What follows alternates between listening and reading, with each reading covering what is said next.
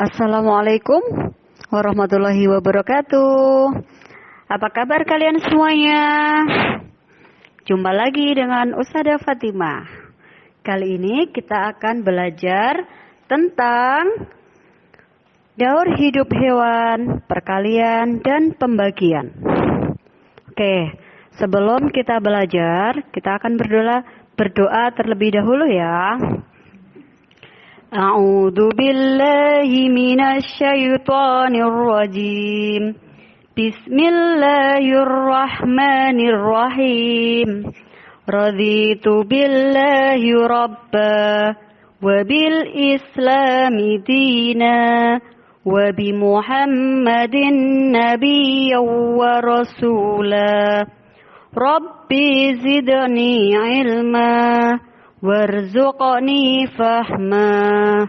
Ashhadu an la ilaha illallah wa ashhadu anna Muhammadar Rasulullah.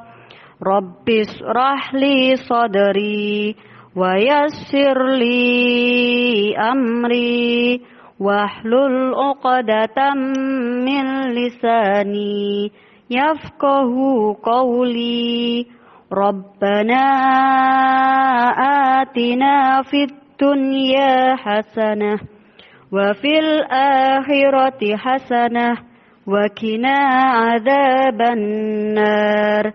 Subhana rabbika rabbil izzati amma yasifun wa salamun alal mursalin walhamdulillahi rabbil alamin.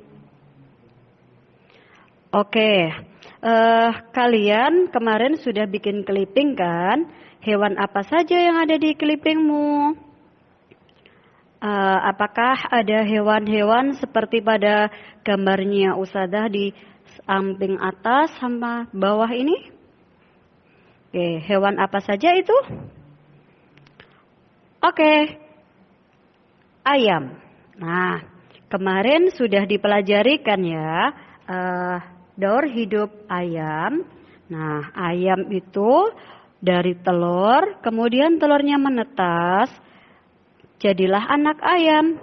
Nah, setelah itu tumbuhlah menjadi ayam dewasa. Oke, selanjutnya ada kucing. Nah, kucing dari anak kucing yang terlahir menjadi kucing muda, kemudian menjadi kucing dewasa. Oke, ada hewan apa lagi? Kupu-kupu. Nah, kupu-kupu dari telur menjadi larva. Larva makan daun-daun. Setelah selesai mencapai waktu tertentu, dia akan berubah menjadi pupa. Nah, setelah menjadi pupa, berikutnya menetas atau keluarlah kupu-kupu atau imago. Oke. Nah, kemarin di pembelajaran sebelumnya kalian juga sudah mengenal lebah. Daur hidupnya lebah yaitu yang pertama telur. Nah, telur kemudian menetas menjadi larva. Larva makan daun-daun, kemudian jadilah pupa. Nah, setelah itu dari pupa keluarlah lebah dan menjadi lebah dewasa. Berikutnya sekarang kita akan melihat bagaimana sebuah katak. Nah, apakah kalian tahu katak itu berkembang biak dengan bertelur? Ya. Katak berkembang biak dengan bertelur. Nah, dari telur-telur itu menetas akan berubah menjadi berudu. Kemudian berubah menjadi katak muda yang masih berekor. Kemudian ekornya lama-lama lepas menjadilah katak muda. Dan pada tahapan terakhir akan menjadi katak dewasa atau imago. Nah, perubahan-perubahan itu disebut siklus atau daur hidup katak. Sehingga katak dikatakan mengalami 4 tahapan perubahan.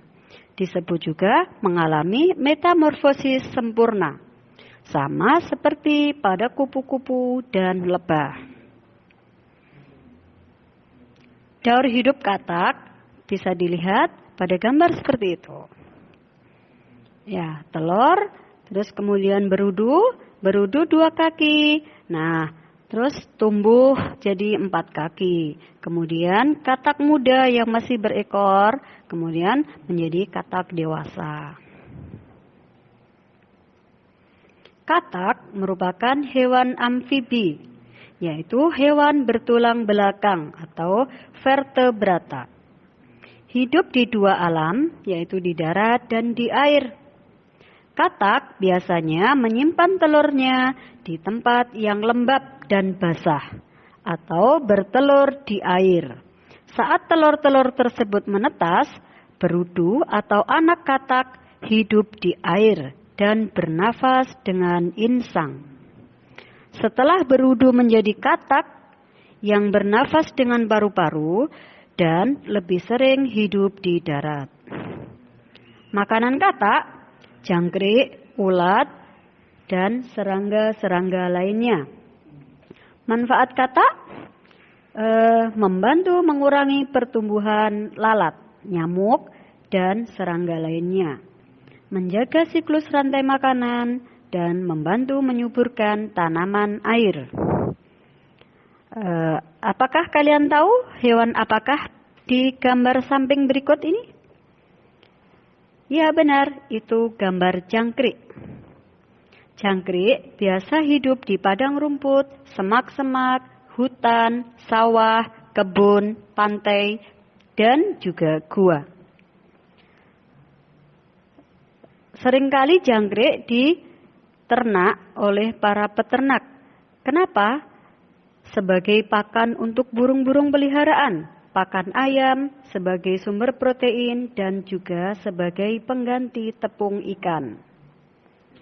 Makanan jangkrik, pur ayam, sayuran, gedebok pisang, daun, dan batang pohon pepaya, serta rumput.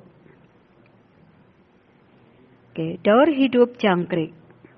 Telur, nimfa, imago, atau jangkrik dewasa. Jangkrik mengalami 3 tahapan perubahan bentuk dalam daur hidupnya, atau biasa disebut mengalami metamorfosis tidak sempurna. Metamorfosis tidak sempurna juga dialami oleh capung, kecoa, dan belalang. Jangkrik merupakan jenis serangga, mudah dibudidayakan karena pemakan tumbuhan. Selain itu, induk betina sekali bertelur bisa mencapai ratusan. Telur-telur akan menetas dalam waktu yang singkat. Jangkrik yang diternakkan biasanya dimasukkan ke dalam sebuah kotak. Oke, sampai sini ada. Selanjutnya kita akan belajar berhitung. Seorang peternak jangkrik memiliki 5 buah kotak jangkrik. Setiap kotak berisi 185 ekor anak jangkrik yang baru menetas. Berapa ekor banyaknya anak jangkrik yang baru menetas semuanya? Gimana caranya? Caranya 185 dikalikan 5 sama dengan, nah disusun seperti itu. 5 dikali 5 berapa? Iya, 25. Ditulis 5, disimpan 2. Oke, berikutnya 5 dikali 8. Ada berapa? 40. Ditambah 2 simpanan yang tadi, 42. Kita tulis 2. Kita simpan di depannya lagi, di posisi atau di tempat ratusan, di atasnya ratusan, nanti kita jumlahkan dengan ratusan. Ya, 5, berapa? 4, oke.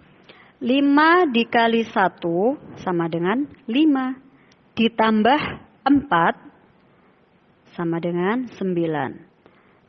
Jadi, 185 dikali 5 sama dengan 925. Karena soal cerita, biasakan ada kesimpulannya ya. Ditulis, jadi anak jangkrik yang baru menetas semuanya ada 925 ekor. Seperti itu. Contoh lain. Seekor nyamuk sekali bertelur menghasilkan telur sebanyak 572 butir. Jika ada 2 nyamuk, berapa banyak telur yang akan dihasilkan? Caranya? 572 dikalikan 2. Caranya disusun seperti yang tadi. 2 kali 2 sama dengan 4. 2 dikali 7 sama dengan 14. Ditulis 4. Satunya disimpan di atasnya ratusan 5. 2 dikali 5 sama dengan 10. Ditambah simpanan 1 jadilah 11.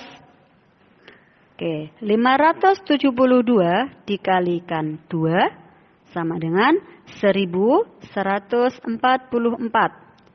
Jadi, telur nyamuk yang akan dihasilkan sebanyak 1144 butir. Sekarang kita akan mencoba pembagian. Masih ingat pembelajaran di kelas 2? Ustadzah akan ulangi sedikit. Misalnya, Akbar memiliki pensil 10 buah. Akbar akan membagikan kepada 5 temannya. Berapa banyak pensil yang didapat masing-masing teman Akbar? Caranya, 10 dikurang 5 sampai habis atau sama dengan 0.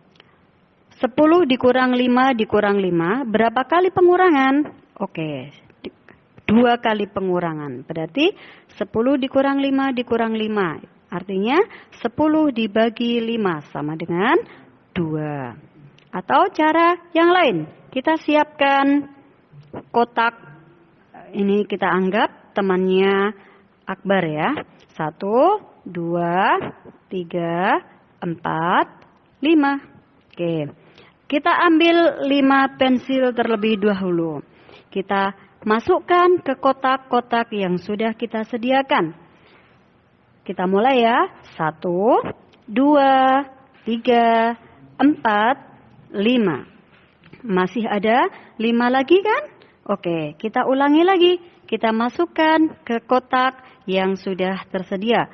1, 2, 3, 4, 5. Nah, masing-masing kotak akan berisi berapa?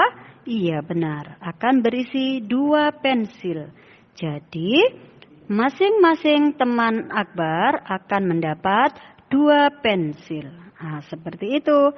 Nah, karena tadi soalnya soal cerita, jangan lupa kesimpulannya. Jadi, banyak pensil yang akan didapat masing-masing teman Akbar adalah 2 pensil. Bagaimana jika bilangannya lebih besar? Tidak mungkin kan kita akan membagi seperti yang tadi. Oke, kita akan cari cara yang lain. Bagaimana caranya? Misalnya 45 dibagi 3. Gimana caranya? Oke, 45 dibagi 3. Kita umpamakan 45 ini raja. 45 raja akan dijaga oleh 3 prajurit. Nah, sebelum kita memulai, kita harus tahu sahabat-sahabat prajurit. Berapa aja sahabat-sahabat prajurit. Nah, sahabat-sahabat angka 3 itu adalah kelipatan-kelipatannya ya. Kita mulai, kita taruh di sebelahnya. Yang pertama kita tulis 3. Setelah 3 berapa sahabatnya? Kita tambahkan 3. Berarti berapa? Setelah 3 kita tambah 3. 6. Lagi 9. Lagi 12. Lagi 8. 15. Lagi 18. Oke, kita stop dulu ya. Nanti kalau misalnya ada angka di dalam istana yang lebih lagi, kita tambahkan lagi. Oke, angka 3, prajurit 3 ya, sama rajanya 4. Raja itu yang ada di dalam istana ya. Rajanya 4, prajuritnya 3. Oke, kita lihat adakah sahabat prajurit yang mendekati jumlahnya raja atau sama jumlahnya dengan raja, angkanya sama.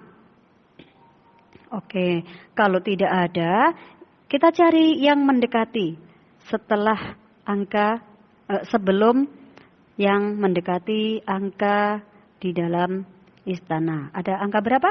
Iya, benar, angka 3. Angka 3 kita taruh di bawahnya angka 4. Nah, angka 3 itu nomor berapa?